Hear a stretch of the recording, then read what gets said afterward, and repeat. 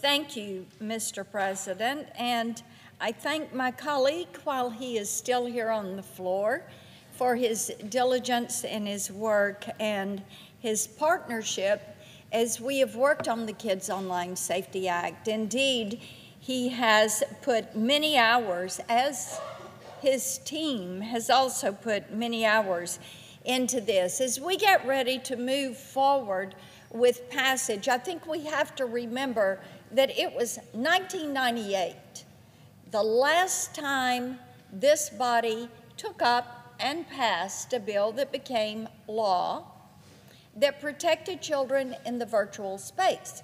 And a lot has changed since then.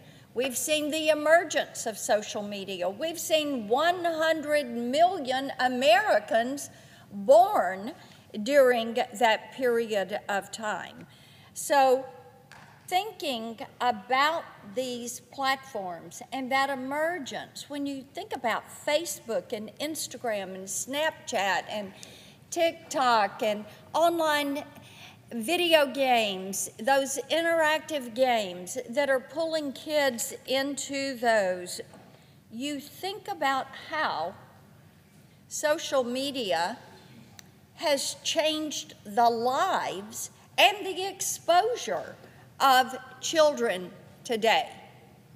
They have grown up in this.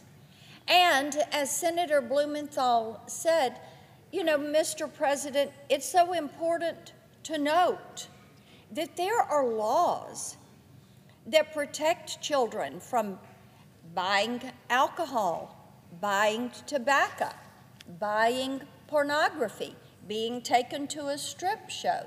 We as society we've decided kids can't drive until they're 16 years old.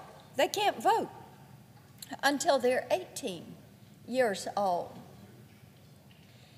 But when you look at these social media platforms, there are no guardrails.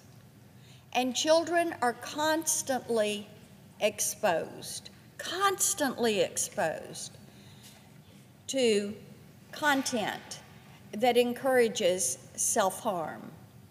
That is why we have started to see over the last decade such a rise in cyberbullying. I had one mom tell me her child was bullied to death, cyber-bullied nonstop. I had a principal tell me, he said, you know, Marsha, it's interesting. Previously, in previous decades, children could go home and get away from the schoolyard bully. Now, that takes place over that phone, and it never stops. Indeed, many of the behavioral issues at school are related to what is happening online. And we have seen a rise in mental health disorders. We've seen an increase in eating disorders, online sexual abuse and human trafficking, drug overdoses in teens, and of course, suicides. Online challenges where a child loses their life. And we have seen how the way big tech approaches this, our kids are basically defenseless. That is why the Kids Online Safety Act has moved forward. As Senator Blumenthal said, we have worked on this. We have met with colleagues. We have met with wonderful parents. We've met with principals and pediatricians and so many people that are involved in children's lives. And that is why this legislation is focused on safety by design. And that's a change.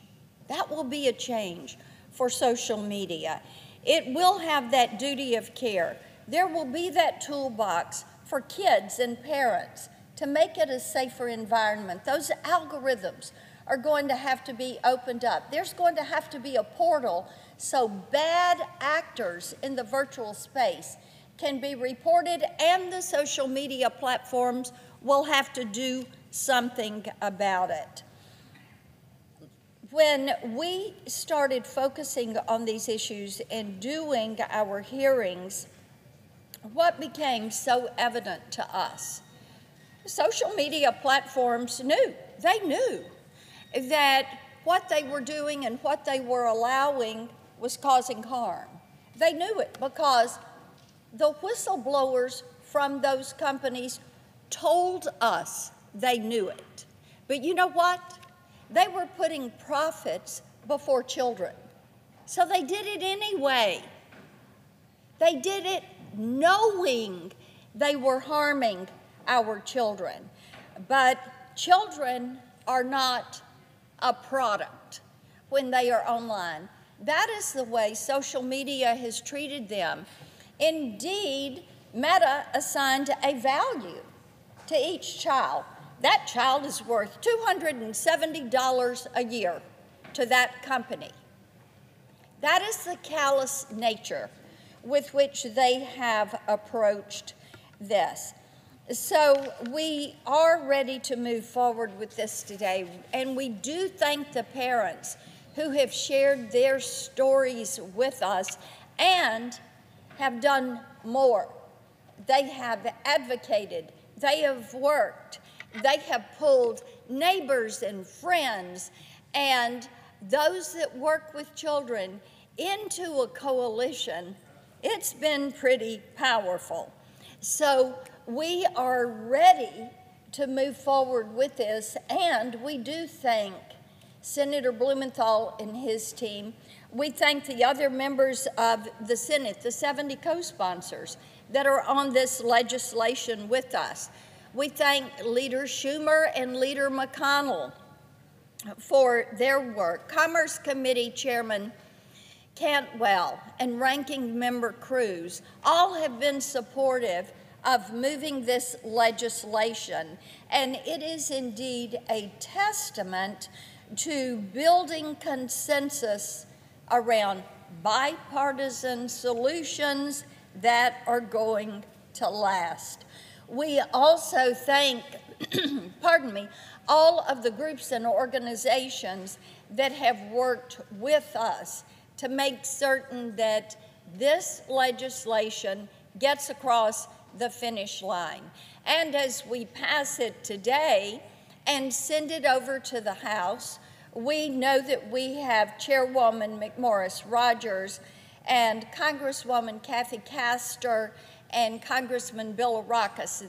Castor and Bill Arrakis are the House leads on this legislation. There is broad bipartisan support in the House, and we know that the House leadership is supporting, and we are ready to move this across the finish line and to the President's desk so that as kids head to school this year, they know they have new tools in the toolbox to protect themselves as they are in the virtual space.